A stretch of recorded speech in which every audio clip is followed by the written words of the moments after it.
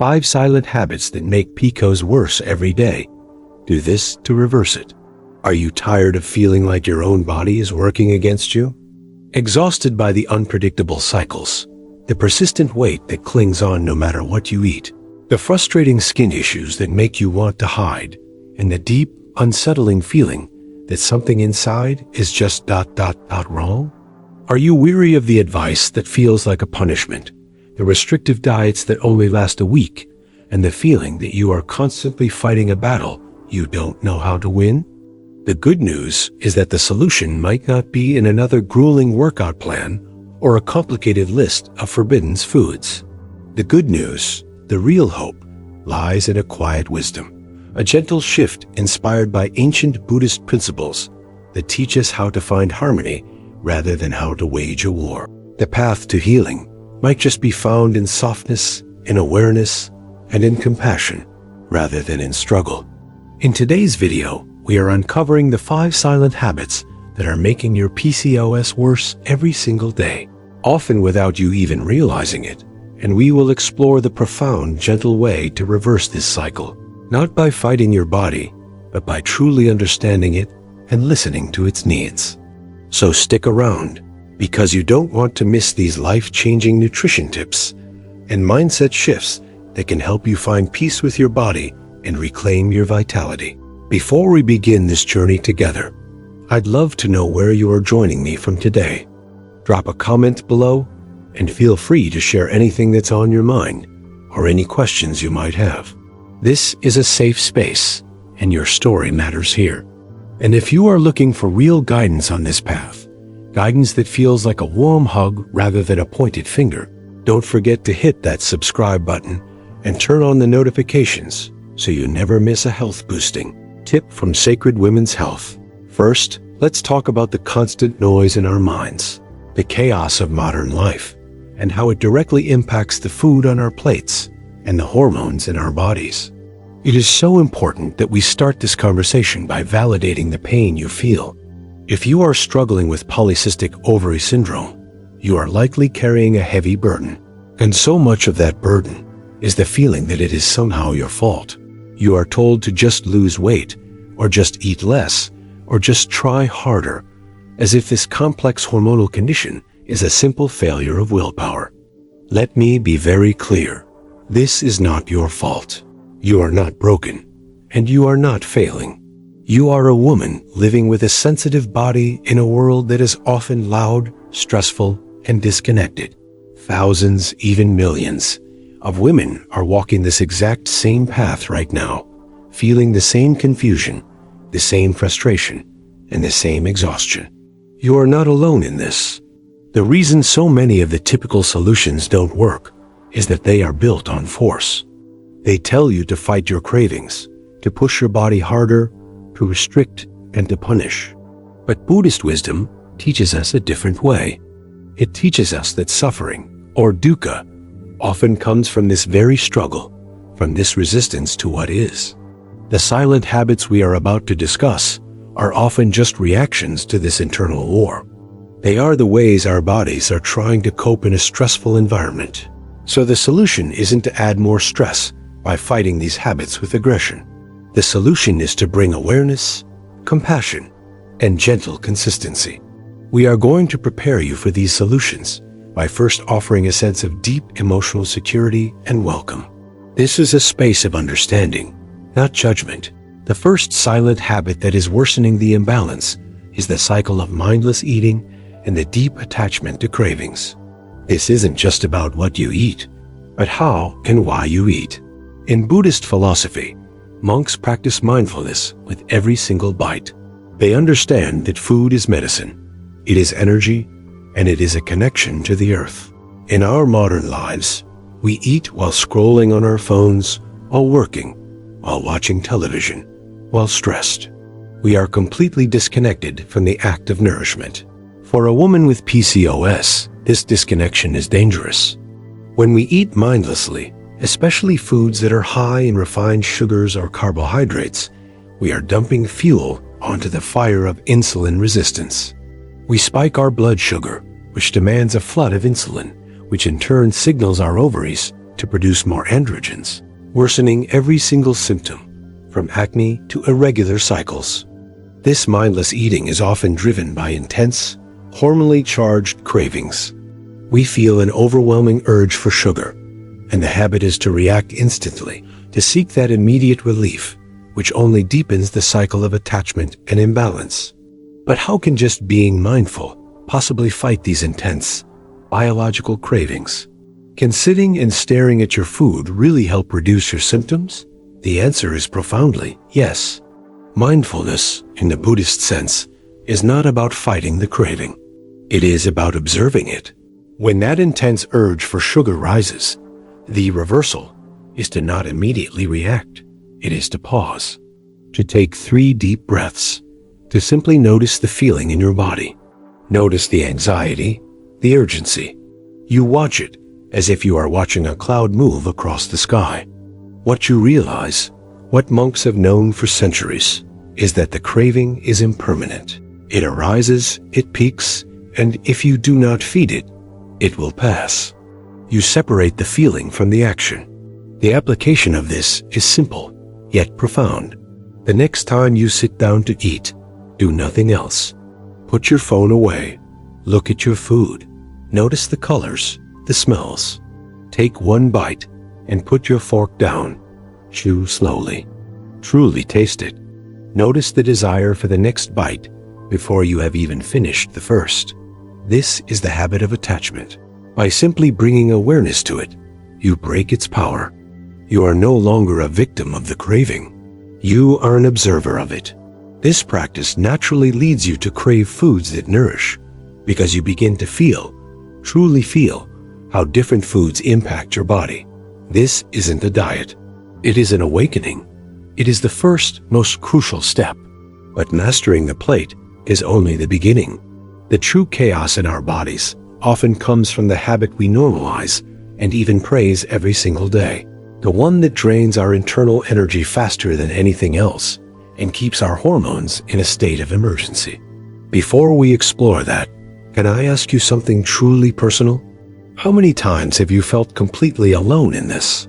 How many times have you scrolled through articles or sat in a doctor's office trying to understand what is happening to your body, feeling like no one around you could possibly comprehend the exhaustion, the frustration, and the deep emotional toll it takes? I know how deep that ache of isolation goes, and I want to promise you, you are not alone in this fight. This struggle is real, and it is shared. If you have ever felt this way, if you feel that loneliness right now, please do me a favor and leave a comment below, just saying, I understand this struggle. Write exactly that.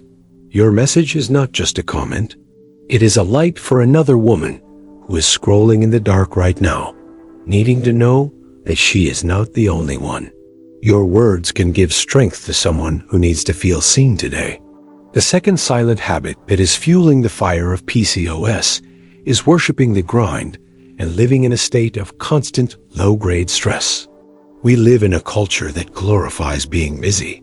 We wear our exhaustion like a badge of honor. We are always on, always connected, always striving, always worrying. In Buddhist thought, this is the opposite of the middle way. The middle way is the path of balance, of finding peace between extremes. Our modern hustle culture is an extreme, and it is devastating for our hormones. This constant doing and the mental stress that comes with it floods our bodies with cortisol, the primary stress hormone. For a woman with PCOS, whose hormonal system is already sensitive, cortisol is like gasoline on a fire. It screams at your body that you are in danger. In response, your body disrupts ovulation because a dangerous environment is no time to reproduce. It worsens insulin resistance, telling your cells to store fat, especially around the abdomen, as emergency fuel. It triggers inflammation. This chronic stress, this hustle mindset, is a habit that directly counteracts any healthy eating you are trying to do. But we live in the real world, right? We have jobs, families, and responsibilities. How can we just not be stressed about it all?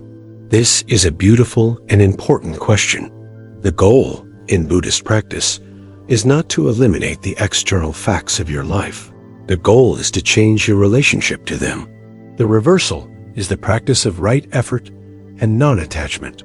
Right effort means you do what needs to be done, but you do it with singular focus, not with anxious energy about the 50 other things you also have to do.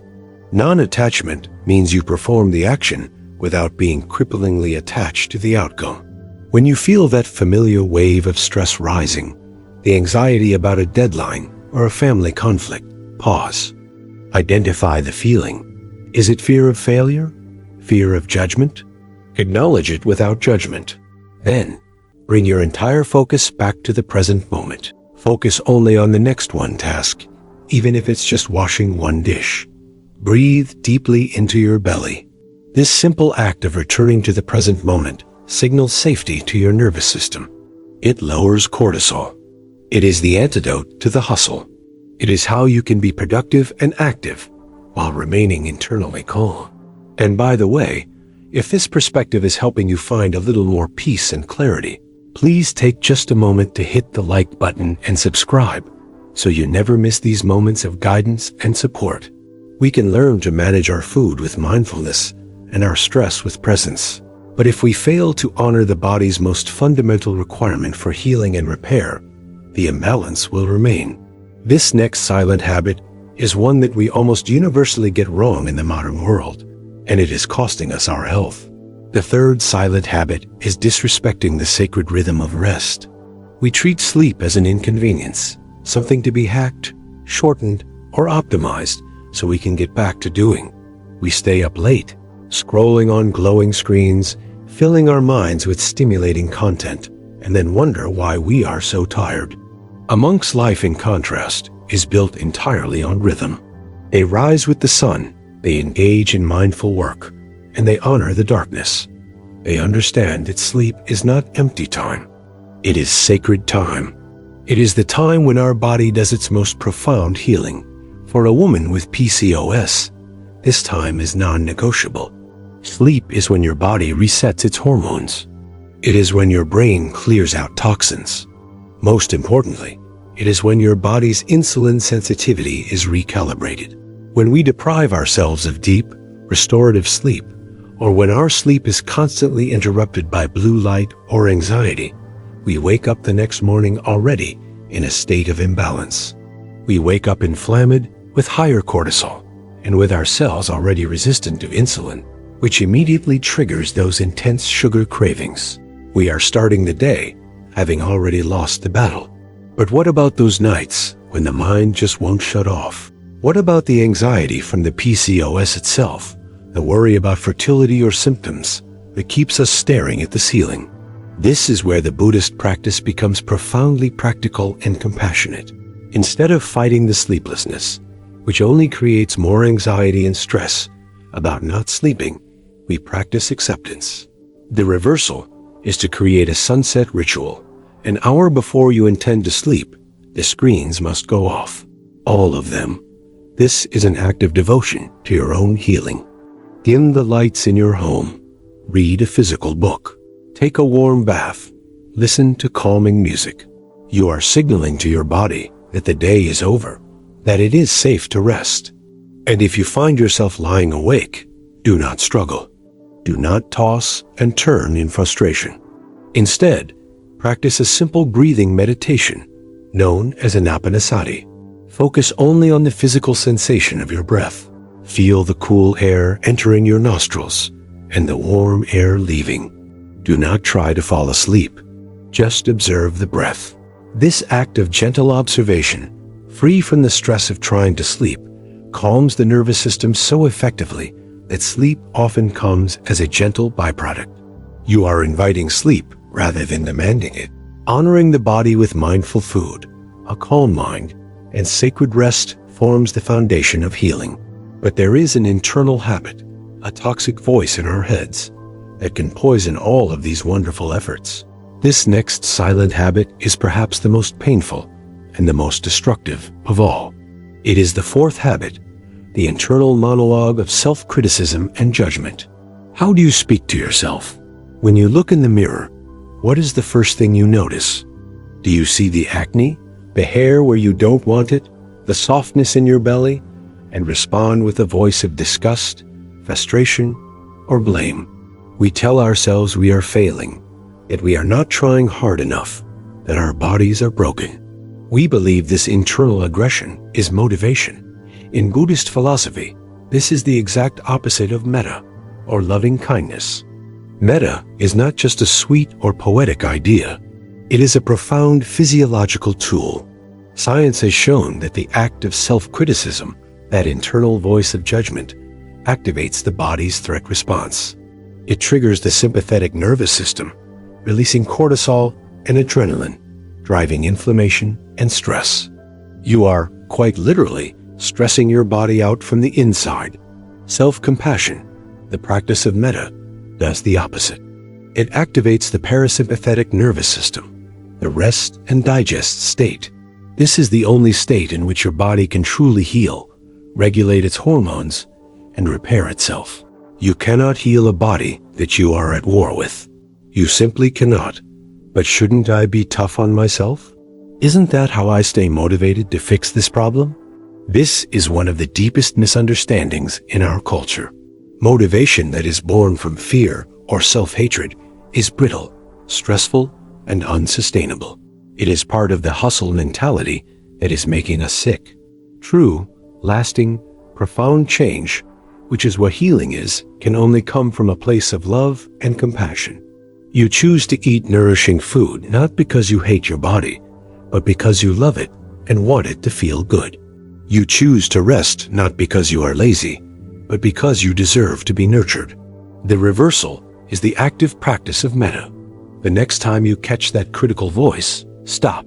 Place a hand over your heart, feel the warmth, and say, internally or even out loud, "May I be peaceful. May I be safe. May I be free from this suffering." You are not excusing the PCOS. You are extending kindness to the person, you, who is experiencing the PCOS. This single shift from self-aggression to self-compassion can change your entire hormonal environment. This compassion is the key. But it is incomplete if we only practice it in a vacuum. The final silent habit is the one that convinces us that this entire battle must be fought in secret, that our pain is ours to bear alone. The fifth silent habit is the illusion of isolation. Because the symptoms of PCOS can feel embarrassing: the skin issues, the weight, the irregular cycles, the challenges with fertility, we hide. We don't talk about it. We put on a brave face and pretend everything is fine. We feel like we are the only one. And this isolation is devastating. One of the three jewels of Buddhism, the three pillars of the practice, is the Sangha. The Sangha is the community. Monks do not practice alone. They practice in community. This is not just for emotional support. It is a biological necessity. Humans are wired for connection. When we isolate ourselves, when we feel lonely, our nervous system perceives a primal threat. Loneliness is a danger signal. This, again, raises cortisol, increases inflammation, and keeps us stuck in that fight or flight mode. When we connect with a supportive community, when we feel seen, heard, and understood, we co-regulate. Our nervous systems calm down simply by being in the presence, even virtual, of others who understand. We feel safe. This safety is the prerequisite for healing, but it's so hard to talk about. What if people don't understand? Or what if they judge me? This is a completely valid and understandable fear. The key is not to share your story with everyone. The key is to find the right Sangha. It may not be your family. It may not be your current friends. It might be a dedicated support group, a compassionate therapist, or even a safe online community like the one we are building right here. The reversal is the practice of taking refuge in community. Your action step is simple. Share your struggle with one safe person. Or engage in a community where you know you are understood. When you left that comment earlier, I understand this struggle. You are practicing Sangha. You are both giving and receiving support. If this community, this channel, feels like a safe space for you, please consider subscribing. We are here for you, and we understand. These 5 shifts: mindfulness over mindlessness, the middle way over the hustle, sacred rest over exhaustion, self-compassion over self-criticism, and community over isolation, ... They are not a quick fix. They are not another set of rigid rules. They are a profound, gentle, and sustainable path to reversing the suffering of PCOS and restoring balance to your body. If you made it this far, it means you are truly searching for answers. It means you are looking for relief and for a sustainable, real sense of hope. This channel was created exactly for that. It was designed to help you understand your body, not as an enemy to be conquered, but as a sensitive ally that needs to be listened to. It's here to help you regain a sense of control and to find solutions that actually work with your biology, not against it. You are not alone here. I mean that with my entire heart. We are building a safe space, a sangha, where women just like you can find support, validation, and real information that makes a lasting difference. We are a community of healing. If this is the kind of guidance you've been looking for, the kind of compassion you've been missing, please subscribe now and turn on the notifications. Every video we create is another step toward a healthier, more peaceful, and happier you.